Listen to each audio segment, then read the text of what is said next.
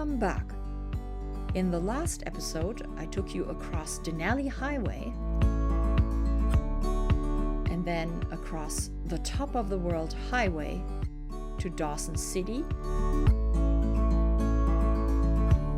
I hopped on a ferry across the Yukon River, and I met with riders from across the world at the Dust to Dawson event.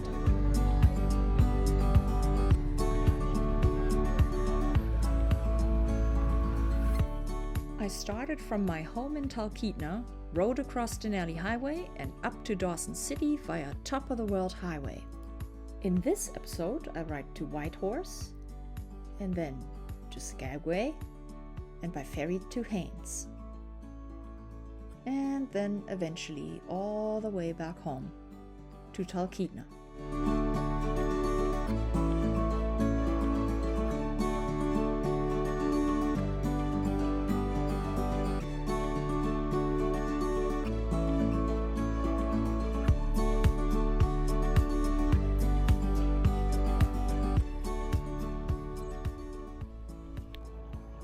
Today, I am going to ride 220 miles to Carmacks.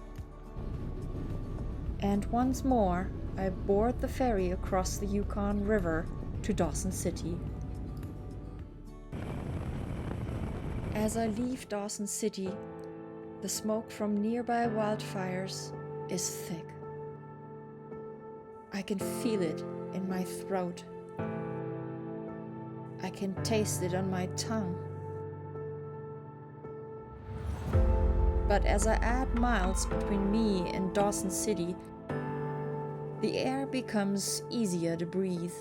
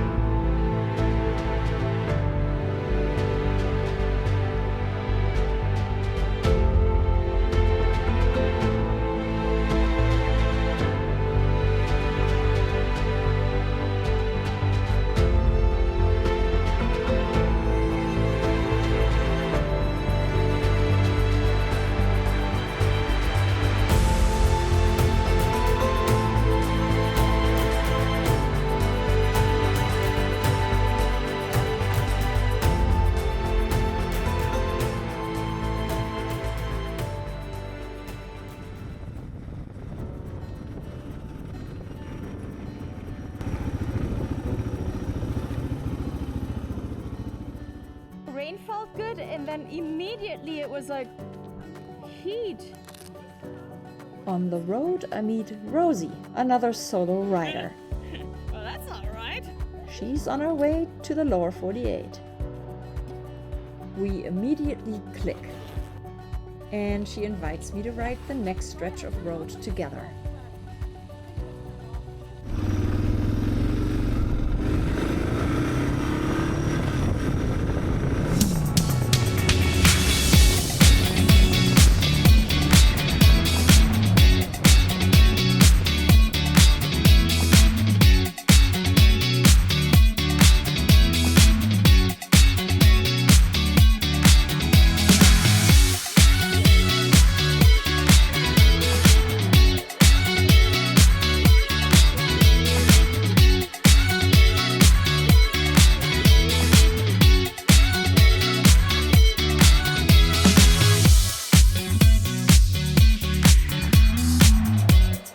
For miles on end, the road was flanked by vivid magenta flowers.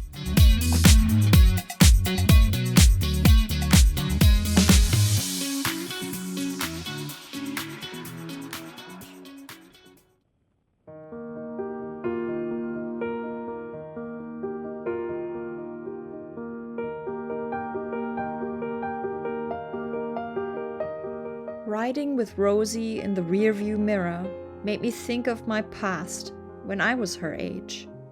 Happy memories of riding motorcycles with friends in Germany. And when Rosie took the lead, I felt transported back 20 plus years. Suddenly I was young and happy and worry-free. I'm glad I chose a DR650. It's old school like me. And once I start riding, it's like a time machine. It's making me feel alive.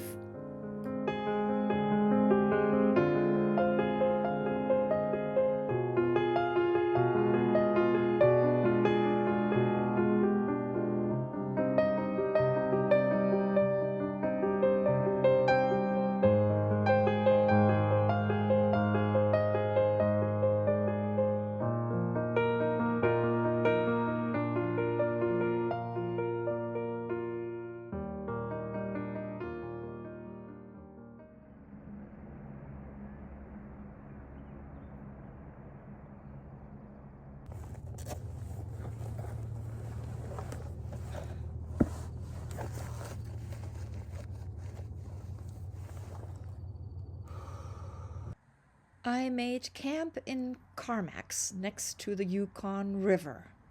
Unlike other days where I would make my own food on the camp stove, this time I ordered a burger from the nearby food stand other travelers were raving about.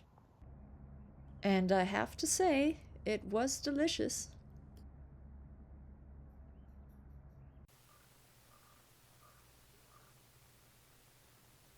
I slept in the next morning. I didn't have a lot of miles planned for the day. The skies were smoke-filled, seemingly thicker than before.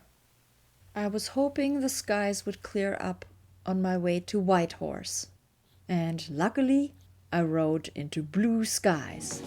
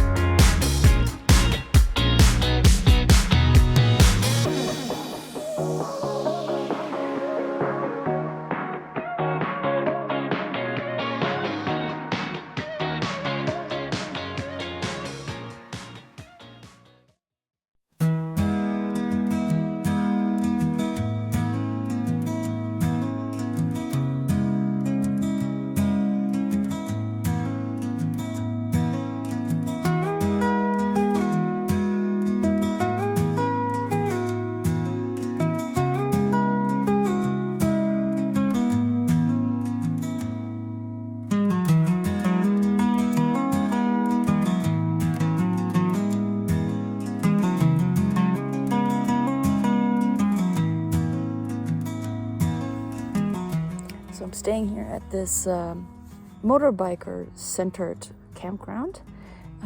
They have little wall tents and lots of camping spots among the trees. And there's free hot showers to go with the price of the night. Pretty reasonable, I think, considering that there's a lot included. Firewood too. There's a fire ban right now because of all the fires around us. Everything is so dry. So no fire. Good.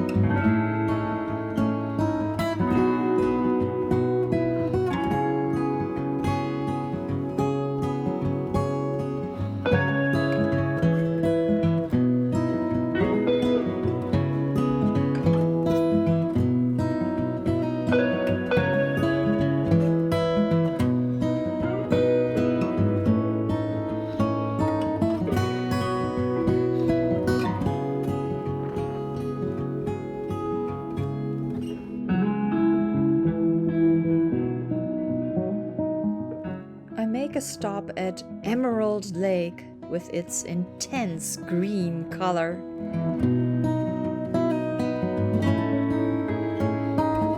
It's super windy here today, so I don't stay long, but I do take a few photos.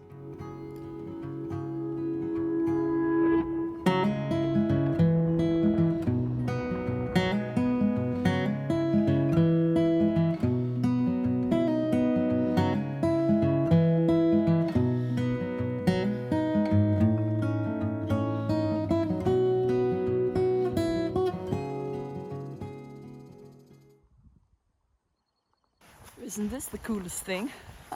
There's a desert here. At least they call it a desert. I'm gonna explain more when I read the signs, but check this out. Right here in Carcross, there's a desert.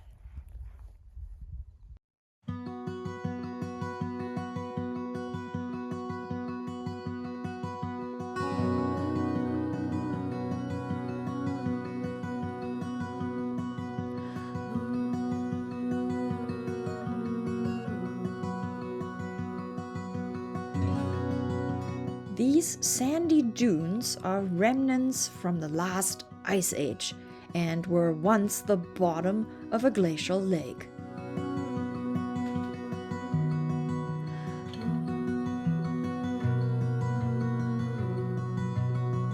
It's not a true desert because it receives too much rain, which makes it a habitat for rare plants and insects.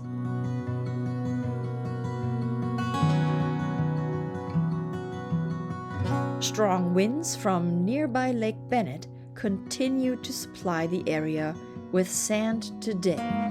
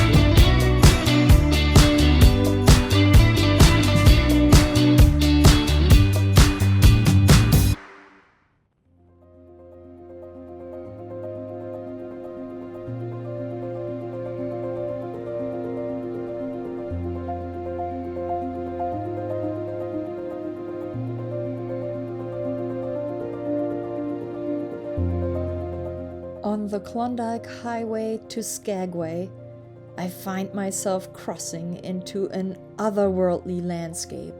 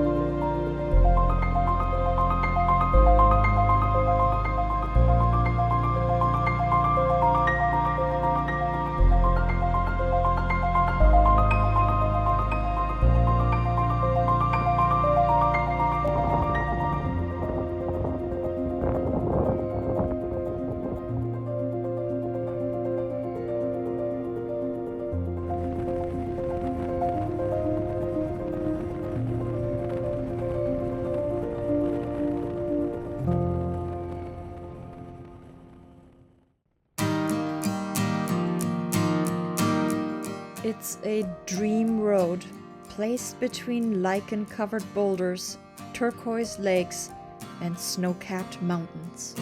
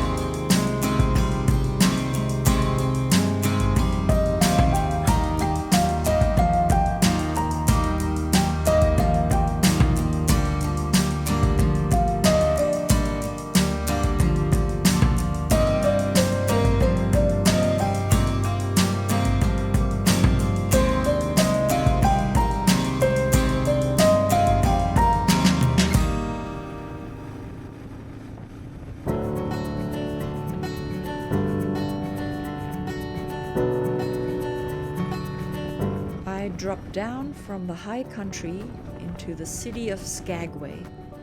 Skagway is a cruise ship destination, which makes it a busy place during the summer months. I prefer quieter, secluded places, so I only take a slow ride down the main road to say that I did it.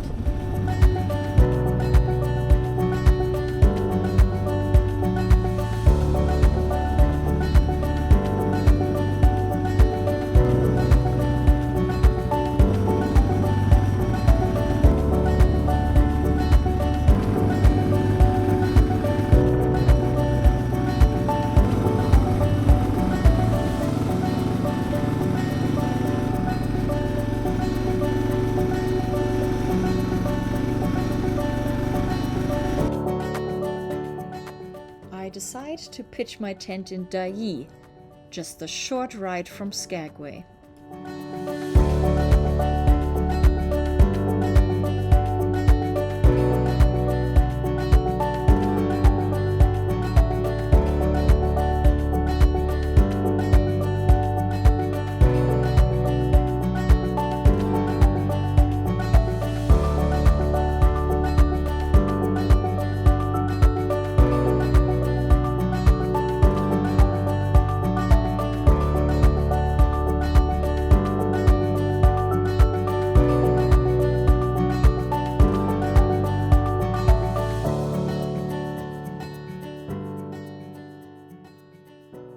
I set up camp and have a quick tea and some food, and then I head out to the start of the Chilkat Trail.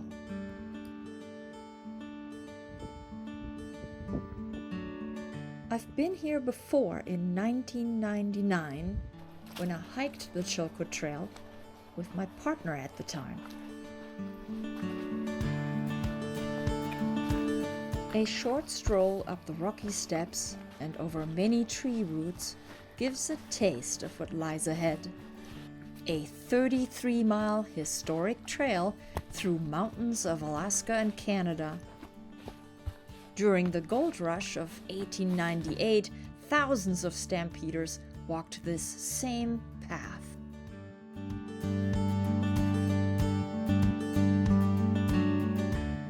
The trail was originally used for thousands of years by the Chilkat people as an important trade route.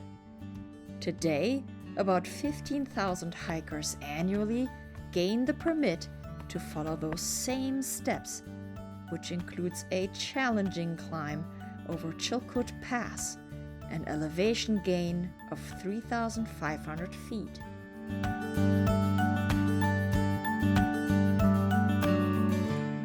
I remember my Chilkat trail experience well.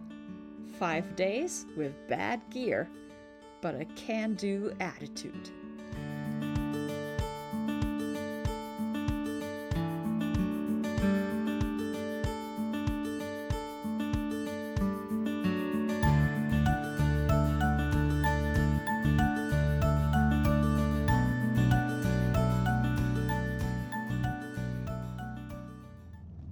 Back at my camp, I gear up and ride over to another historic site, the Slide Cemetery.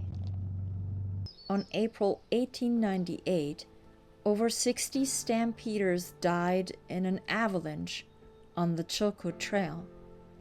They are buried here and remembered.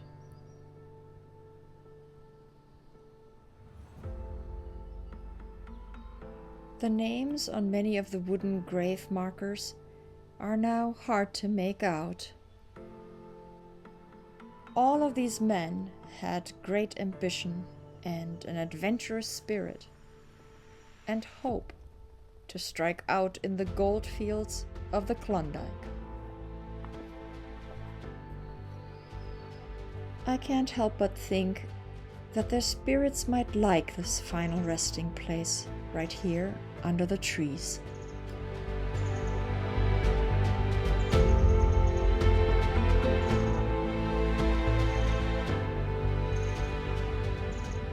I made myself over to the ghost town of Dyea. Today, travelers visit the city of Skagway, but during the gold rush, it was the boomtown of Dyea where things were happening. Here, stampeders stocked up for their journey north across the Chilkat Pass. Over 150 businesses catered to gold-hungry men. Today, only a few vague indentations in the forest floor and some traces of buildings hint where a restaurant or a hotel might have stood. I walked the paths that indicate where the grid of this town was laid out, thinking of the craziness of gold fever, which led so many to leave their homes and come to Alaska.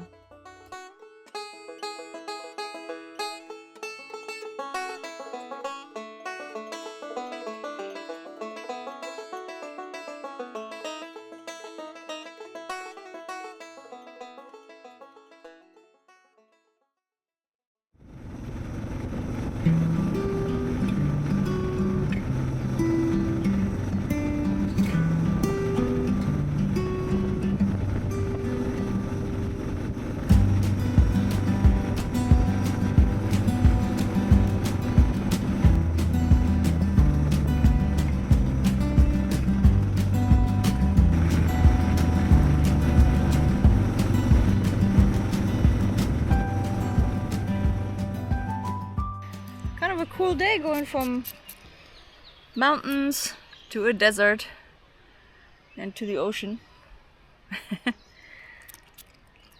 Seeing an old town that was, but is still remembered. History is definitely alive here in the Klondike. Skagway, Alaska, and Dyea, or what used to be Dyea. I'm just gonna go to bed and read a bit, and then I'm probably gonna wake up really early in the morning, and hopefully the mosquitoes won't be so ferocious. And then it's on to a ferry to Haines. See you then.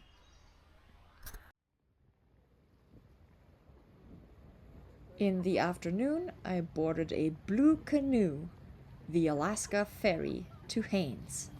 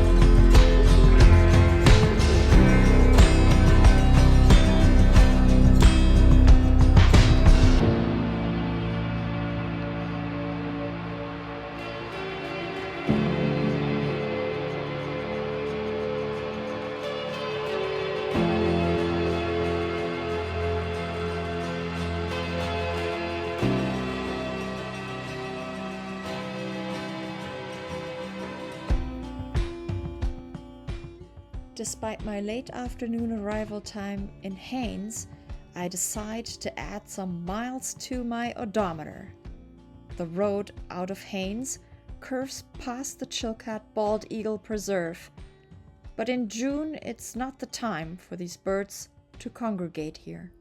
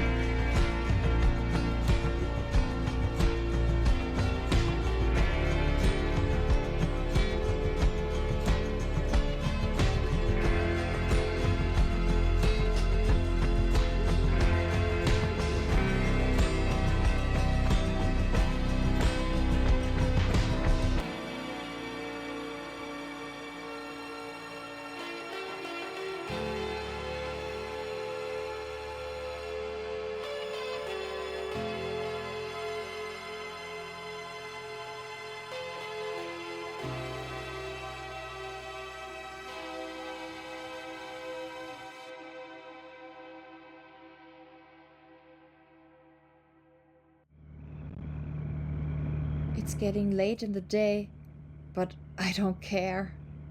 I don't care where I'll pitch my tent. All that matters is this feeling, right here, right now. I'm riding under the midnight sun through pure, wild beauty.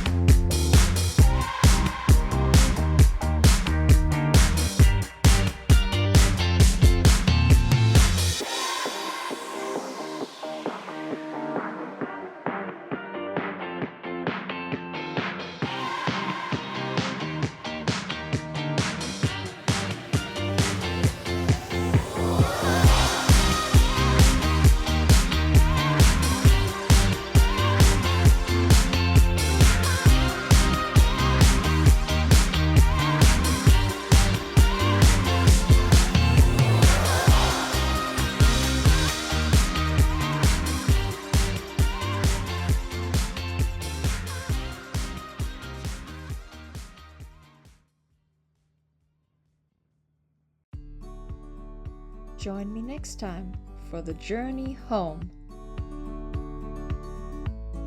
Through miles of dusty road construction, over the bumpy parts of Destruction Bay, chasing storm clouds, and past breathtaking scenery. Please like, subscribe, and leave a comment. See you next time.